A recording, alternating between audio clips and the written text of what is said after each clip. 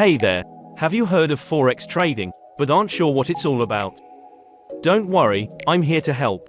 One of the first things you need to understand is what a lot is in Forex. In the world of Forex, trading orders are placed in sizes quoted in lots. It's just like buying eggs. You usually would buy a carton which contains 12 eggs. There are three main types of lots: standard, mini, and micro.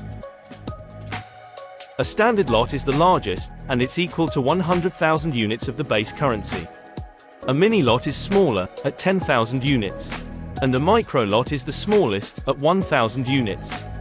Let's say you're trading the EUR/USD pair.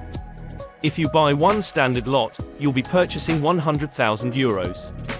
Or, if you're trading one mini lot, it would be equal to 10,000 euros. And if you're trading one micro lot, it would be equal to 1,000 euros.